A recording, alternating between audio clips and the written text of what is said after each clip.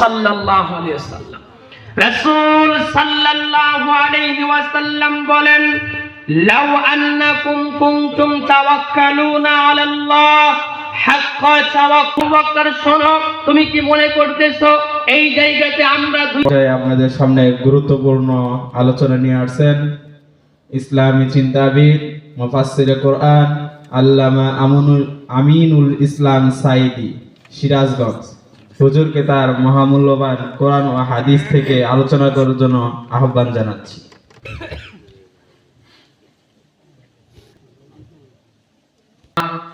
হযরত উলামায়ে কেরাম, সম্মানিত সুধী মণ্ডলী, উপস্থিত আমার দিনদার, ইমানদার, ইসলাম প্রেমিক মুসলমান ভাইরা, পর্দার আড়ালে সম্মানিতা মা ও বোনেরা, আসসালামু আলাইকুম ওয়া রাহমাতুল্লাহি ওয়া বারাকাতুহু।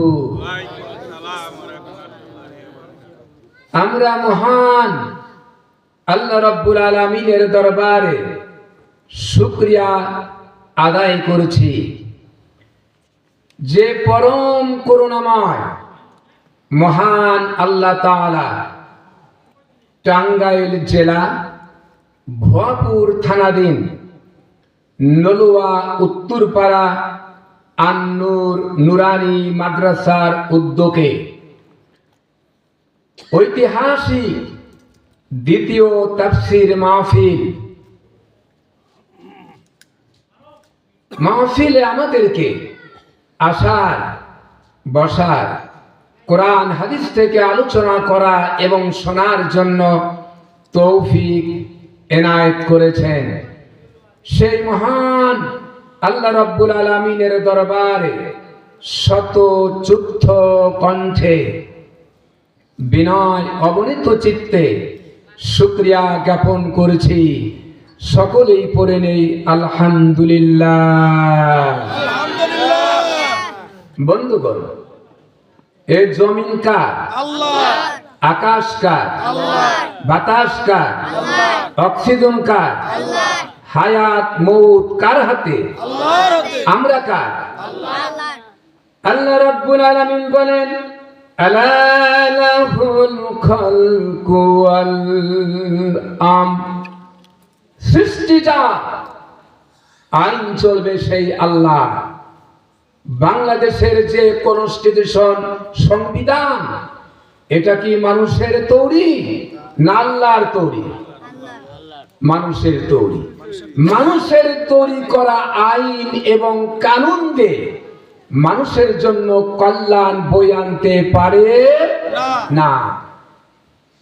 মানুষের তৈরি করা যত মতবাদ সব কুফরি মতবাদ। জোরে বলেন, কি মতবাদ? কুফরি মতবাদ। কোন মুসলমানের বাচ্চা যার গায়ে মুসলমানের রক্ত আছে, আল্লাহর দেখানো, রসুলের দেখানো ইসলাম ছাড়া অন্য কোন আন্দোলন করতে পারে না। হারাম হারাম। মুসলমান আন্দোলন করবে ইসলামী আন্দোলন। আমার পূর্বে এ মাহফিলের দ্বিতীয় আকর্ষণ, দ্বিতীয় বক্তা আল্লামা হযরত মাওলানা নাইমুর রহমান সাহেব মাদ্দাজিল্লাহুল আলী। তিনি ইসলাম সম্পর্কে জিহাদ দি বক্তব্য দিয়ে আপনাদেরকে মন জয় করতে সক্ষম হয়েছেন, আশা করি। ঠিক কিনা? তো মানুষের তৈরি করা সব মতবাদ কুফরি মতবাদ, এদের পিছনে যায়া মানুষ লাভ করতে পারবে না। লাভ করতে পারবে না। আপনারা কি জাতির ভাগ্যের পরিবর্তন চান? যদি তাই হয়, তাহলে আগামী জাতীয় সংসদ নির্বাচন হবে। আদৌ হবে কিনা আমি জানি না। এ দেশ নিয়ে গভীর ষড়যন্ত্র চলছে, ঠিক কিনা? আল্লামা সাঈদীকে হত্যা করা হয়েছে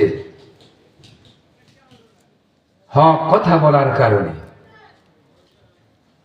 জনাব হাদি ভারতের বিরুদ্ধে কথা বলেছিলেন, ইসলামের পক্ষে কথা বলার কারণে তাকে শেষ করে দেওয়া হয়েছে।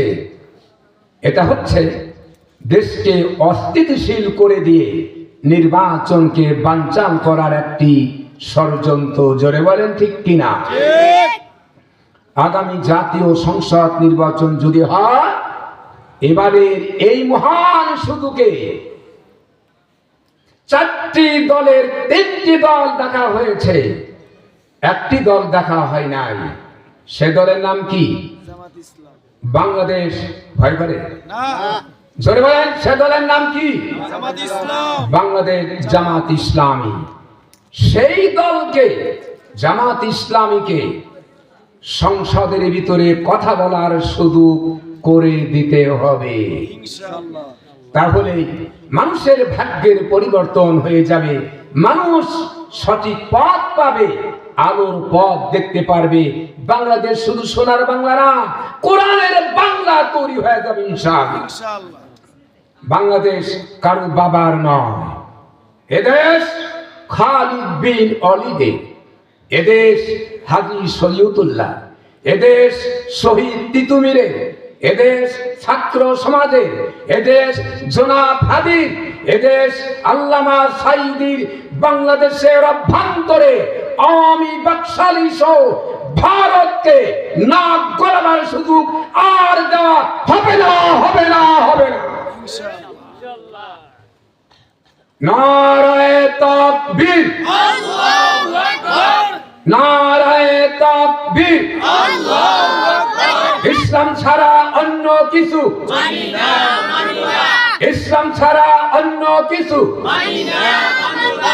কোরআন হাদিসের আলো ঘরে ঘরে জ্বালো। ঘরে তো বহু জ্বালাইলেন, সংসদে কোরআন হাদিসের আলো সংসদে জ্বালো। ইসলামের শত্রুরা হুঁশিয়ার সাবধান, ইসলামের শত্রুরা হুঁশিয়ার সাবধান। নারায়ে তাকবীর, আল্লাহু আকবার। আল্লাহ আপনাদের কবুল করুন, জোরে বলেন আমিন। আমি বাংলাদেশে ৬৬ জেলার মধ্যে ৪৬টি জেলাতে আল্লাহ পাক আমার মতো নগণ্য ব্যক্তিকে কোরআন তাফসিরের কাজ করিয়েছেন। ইউটিউব খুলবেন, লেখা আছে আল্লামা আমিনুল ইসলাম সাঈদী। এটা আল্লামা দেলোয়ার হোসেন সাঈদী, তিনি উপাধি আমাকে দিয়েছিলেন। তিনি আমাকে ছেলে বানিয়েছিলেন, ছেলের মতো ভালোবাসতেন। আমি আব্বা বলে ডাকতাম। আমার সিরাজগঞ্জ গৃহে বাড়িতে 3 বার তিনি এসেছিলেন, আর আমি প্রতি মাসে 24-25 দিন করে সেখানে বউ বাচ্চা নিয়ে থাকতাম। 5 তলার একটা রুম আমার জন্য রেখে দিতেন। আমি যাওয়ার পরে ওটা কাজের মেয়েকে বলতেন, এটা পরিষ্কার করে খুলে দাও। আমি জানি তার সম্পর্কে। আজকে যারা চেনে নাই, যারা বুঝে নাই, তারাই কেবলমাত্র ইসলাম বিদ্বেষীরা ভারতকে খুশি করার জন্য আল্লামা সাঈদীকে দুনিয়া থেকে শেষ করে দিয়েছেন। এরকম তরুণ আরো কত যুবকদেরকে হত্যা করার পরিকল্পনা নিয়েছে। ভারত থেকে 165 জনকে বাংলাদেশে ট্রেনিং প্রাপ্ত পাঠানো হয়েছে। তারা হুন্ডা যোগে এসে টার্গেট করে তাদেরকে শেষ করবে, এই পরিকল্পনা হয়ে গেছে। আল্লাহ ওই জালিমদের হাত থেকে এনাদের হেফাজত করুন, জোরে বলেন আমিন। বন্ধুগণ, আল্লাহ রাব্বুল আলামিন এই পৃথিবী সৃষ্টি করেছেন, মানুষ সৃষ্টি করেছেন একমাত্র ইবাদতের জন্য, গোলামির জন্য। জোরে বলেন ঠিক কিনা? গোলামি করার মাঝেই বান্দার শান্তি, গোলামি না করার মাঝেই বান্দার অশান্তি। আল্লাহ রাব্বুল আলামিন বলেন, ইয়া আইয়ুহান নাসু উবুদু রাব্বাকুমুল্লাযী খালাকাকুম ওয়াল্লাযীনা মিন ক্বাবলিকুম লাআল্লাকুম তাত্তাকুন। আনুগত্য করো, গোলামি করো তোমার সেই প্রভু যিনি তোমাকে সৃষ্টি করেছে, তোমার পূর্বপুরুষদের সৃষ্টি করেছে, সেই আল্লাহর গোলামি করো। গোলামি কেন করবেন?